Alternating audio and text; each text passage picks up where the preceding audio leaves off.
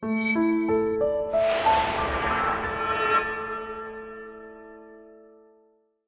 review was originally uploaded way back on August 23rd, 2011, and was another early, lengthier analysis, or lengthier for the time anyway. This one's special to me because I had such a profoundly new outlook on this movie writing about it. I always loved it for its comedy, but I didn't realize how smart the storytelling was, and how good of an examination of personal identity it was. And I appreciated it a lot more looking at the gritty and violent source material. It's one of those rare adaptations that doesn't fully stick to the spirit and flavor of the original, but becomes something wonderful in its own right, and arguably something better. This is one of the most highly viewed rewinds, which I've always been perplexed by. I know it's a popular movie, and there's a lot of nostalgia for it, but I wouldn't have thought it would be a movie people would want to listen to a story analysis for. I'm glad I was wrong. I'm proud of this one, and I'm really glad a lot of people have taken the time to listen to it. The original review, of course, was posted with movie stills for context, and that version, while flagged for copyright and currently unlisted, is linked in the description if you'd like to see it that way. Thanks as always for taking the time to listen, and I hope you enjoy it.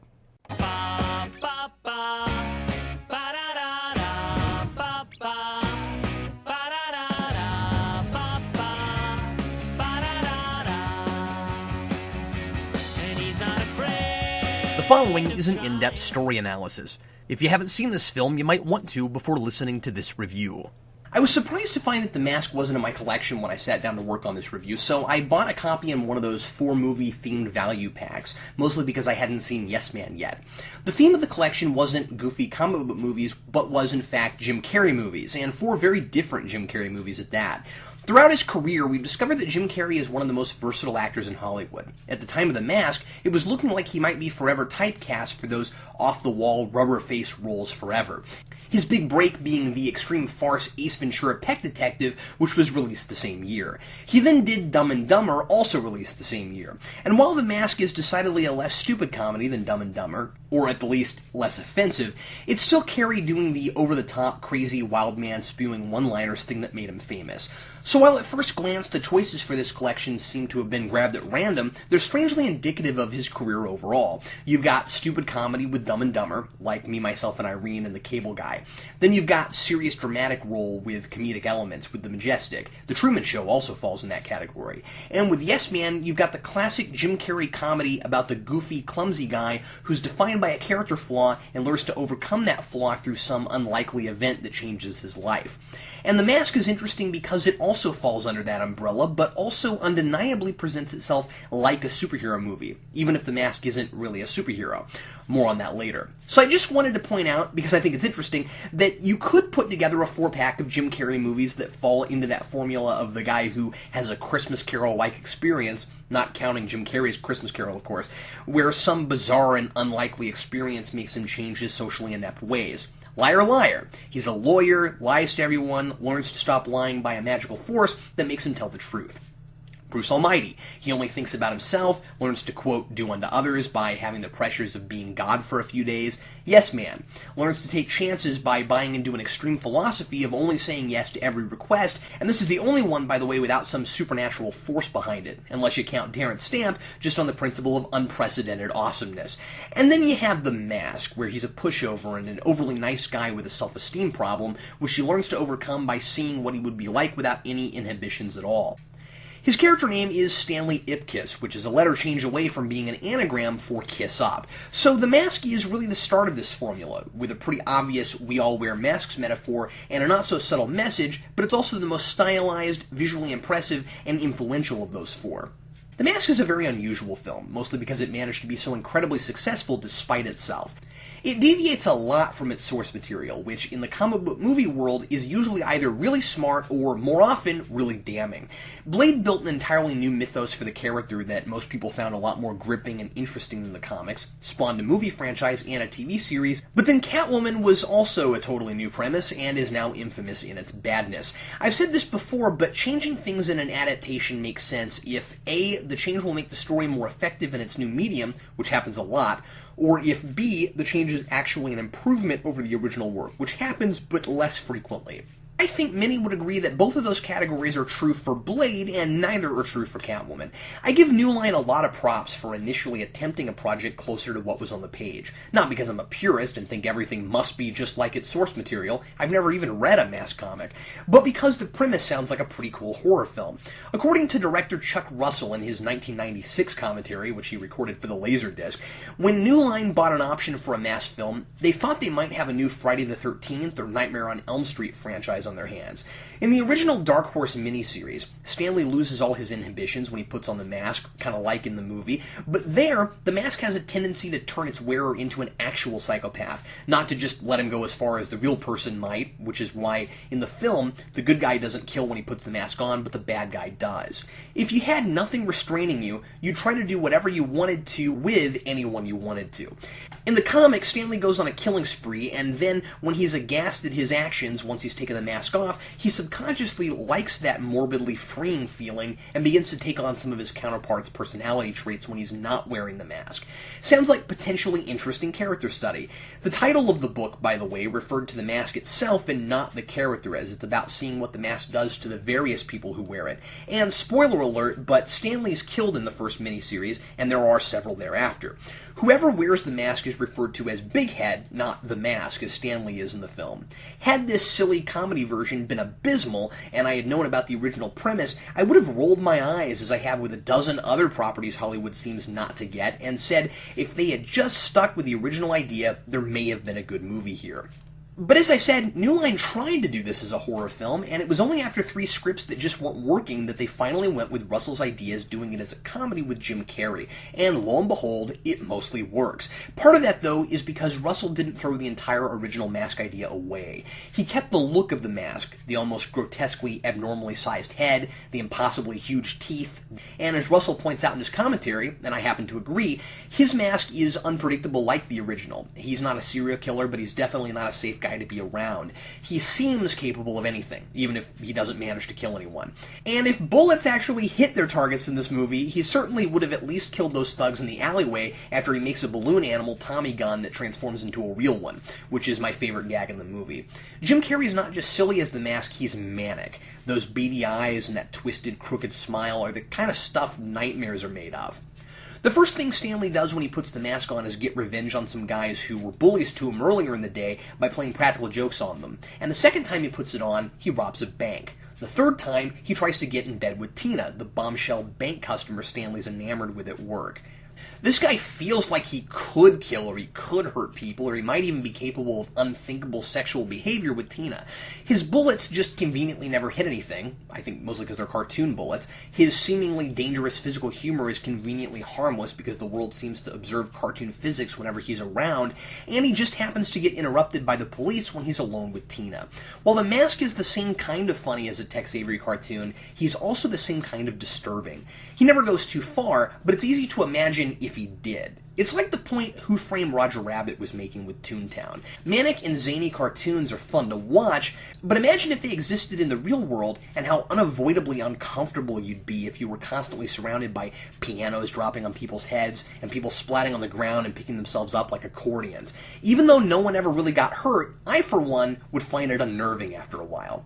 This Stanley Ipkiss is a fan of old cartoons, and that's a good idea for several reasons. First, to add to my last point, it gives him a plausible reason to turn into something similar to the psychotic character from the comics and still fit into a PG-13 movie. I'm glad this is actually built into the concept rather than just being a watered-down R movie with a lot of its substance cut out just to sell more tickets, like, say, Spawn. And secondly, it's a very specific hobby that tells us a lot about our protagonist. Stanley could very easily have just been a guy we're told needs a backbone and is nice to a fault, but by giving a character a particular hobby that accentuates those traits, it gives more weight and credibility to them. I'll expand on his characterization in the next section. And third, it allows Jim Carrey, who has often been described as a real-life cartoon, to actually be a cartoon and play in a world of cartoon physics. The makeup and special effects are largely responsible for how successful this is. This is another point Russell brings up in his commentary. He says the worry was that Carey's crazy, exaggerated facial expressions, the reason he was chosen for the role, would get lost under the makeup, but the mask was built in a way that actually accentuates them. The entire thing, including the giant teeth, which apparently Carey had to learn how to talk with, are real, not CG. It's ironic that a physical application seems to sell Carey as a cartoon more than computer animating it would. But it makes sense because we get to see a real performance rather than an animated one that's presented as real. There are a lot of effect shots for all the cartoon physics gags, and they mostly still hold up today. The mask splatting on the sidewalk, the Tex Avery wolf, the giant heart beating out of his chest, and I was really surprised to learn that the movie was made on only an $18 million budget, which would generally be a much smaller production. It's a film that moves past its limitations and finds ways to use them to its advantage, like using a lot of real places instead of building sets. The garage scene was shot in the same location as the headquarters scenes in Ghostbusters, and going for practical gags whenever possible. And because we've got a leading man and a director who love these old cartoons, their passion for the material is infectious, and the energy they had making this film shines into the finished product. In short, it doesn't feel like they just went with a cartoon motif because they needed to tone down the manic nature of the material, but rather that the cartoon idea oddly fits this material, and that got the people working on it excited to make it.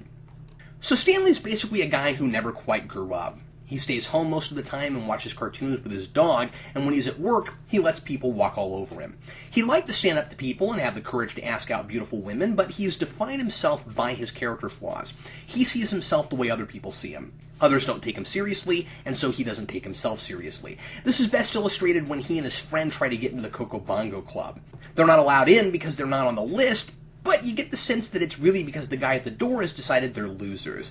Stanley's wearing a bad suit, he got stuck with a loaner car that's a lemon, he gets drenched with water when a car drives into a puddle right in front of him, and of course, the knockout he's interested in, Tina, just happens to see all of this happen to him. And the more embarrassing moments, the more he assumes it's just fate, that he's just a loser, and there's nothing he can do about it. His character arc is about realizing, through the personality that the mask brings out in him, not only that he could grow a spine if he really wanted to, but that everyone has a choice to turn themselves into the kind of person they want to be. As I said earlier, we all wear masks is nearly a cliche at this point, the idea being that there's who we really are, and then the way everyone perceives us. Every person is some combination of the two. There's the person we try to project, because no matter how much a person denies it, I think we're all aware of and care about how other people see us, at least on some level. And our core self, the person we would be if nothing at all got in our way, like rules, ethics, empathy, and fear. And that's what the mask is for Stanley. But two things make this a little more interesting and take it slightly past the obvious metaphor. The first, and this is perhaps a wild interpretation, so bear with me, is that Stanley seems to think he doesn't wear any figurative mask at all. And he thinks that's his problem, that he really is this pathetic nobody, and if only he could develop some sort of suave persona, he could be happy. But he really is putting on a persona, because by the end of the film, he's mellowed out a lot, and realized that parts of the mask personality really suit him. The part that stands up to his jerk boss at work, and the part that has the courage to save Tina from Dorian. After all, at the end, he does most of the heroic legwork himself, and it's only when he needs to do the physically impossible, ingest a bomb that's about to explode, that he puts the mask back on. So he discovers a middle ground, that he needs to be half the mask and half nice guy Stanley Ipkiss. It isn't that he's a loser because he's too nice, it's that nice is all he was. That was the mask he wore, because it was easier than being courageous. This point is nicely illustrated, I think, when Stanley goes to see Dr. Newman, delightfully played by the droll and monotone Ben Stein, who just happens to be promoting a book of sociology called The Masks We Wear. This is where we get the exposition that Stanley's mask is an ancient relic said in legend to have been made by Loki. No, not that Loki. Stanley tries to convince Newman that the mask actually has mystical properties, and he tries to show Newman what it turns him into, but he finds that it doesn't work during the day, which of course leads Newman to believe that he's a nut job. Stanley insists on getting his advice on whether he should meet Tina as himself or as the mask, so Newman humors him on the condition that he'll get out immediately. Newman says, go as the mask and as yourself, because they are both one and the same beautiful person. Ben Stein's sarcastic delivery is priceless, and it's one of the funniest moments in the film. But in an odd way, he's stating just what Stanley will eventually have to figure out for himself. The other thing the movie really has going for it thematically with the mask is how it ironically uses the physical mask as the opposite of the metaphorical mask. I suppose that's present in the source material as well, but I think Russell gets it and uses it to its full effect here. Again, the idea is that no one is ever exactly who they appear to be, but the mask takes away all your inhibitions, so putting on one mask, you're taking off another. Masks are typically supposed to be disguises, but Stanley can't hide anything. The mask puts it all out there, shows everyone his deepest desires, and it also turns the superhero secret identity thing on its head. Stanley's found out by Lieutenant Kellaway very early on, and he's thrown in jail in the third act for being the mask, so everybody knows, including Tina, whom he's trying to hide a secret from like a regular superhero. I really like the subversive idea that in a movie called The Mask, the actual mask in question symbolizes a person being an open book. At first glance, the film seems to think that because it's based on a comic book, it must address the idea of the superhero, going as far as borrowing a lot of tropes from other superhero properties and having the Mask, on his first outing, come right out and declare that he's going to become a superhero, right after he gets finished doing everything he ever wanted to. And it's really only at the end that we could call this character a superhero, when he ingests the bomb that would have killed Tina and everybody else at the club. But it's questionable at that point whether the mask persona exists anymore, even while we're plainly seeing him on screen, because Stanley seems to have such control over him by this point. Once he's nearly saved the day on his own, won the girl, and doesn't really need the mask anymore beyond solving this one problem, he gets rid of the mask, which seems to somehow be tied to the completion of someone's character arc. Earlier in the film, when he tried to throw it out the window, it came right back and landed on his couch, and I'm pretty sure that's not because it has the same properties as a boomerang. So the only explanation I can think of as to why it wouldn't come back when he tosses it in the river is because Stanley and the mask both know that he doesn't need it anymore, and that perhaps it exists not so much to cause mischief, but to teach people about who they really are. I'm speculating, as we're not really told that, and I don't really think we're told enough about the properties of the mask in general, which I'll get to in a minute. But my point is, this story is a one-shot comedy with a moral lesson, not a superhero origin story. That's not necessarily to say that a superhero isn't a superhero if he only goes on one mission and quits, though I can't really think of a lot of examples of this, and certainly not in superhero movies. But drawing attention to the superhero concept isn't a bad idea because it immediately gives expectations for the audience, which it can then subvert. In other words, it allows the movie to be more unpredictable. There are two women in Stanley's life, the bombshell who's dating a gangster and the typical news anchor trying to land her big story. Most of the time, a hero never makes it with the, quote, bad girl and would wind up with the reporter type, who's always unquestionably the good girl.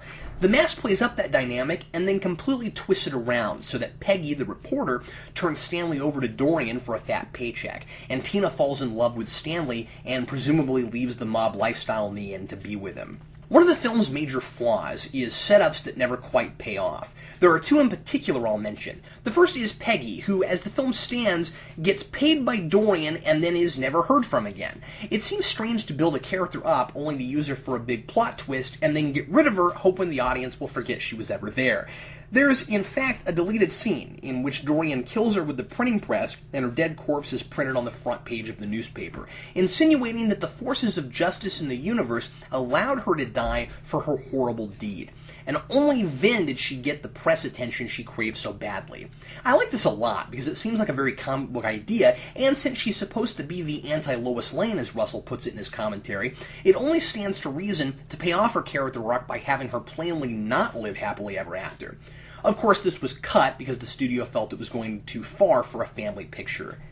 The other is the rules we're given about the mask, which feel a little ambiguous and are worth expounding upon. According to Russell, there was originally an alternate ending written that would pay off the notion of the mask only working at night. As it stands, it seems like just a convenience so that the Ben Stein scene will play the way the story needs it to. Wouldn't it have further complemented Stanley's character arc if the denouement took place during the daytime and he had to courageously be the hero entirely without the aid of the mask?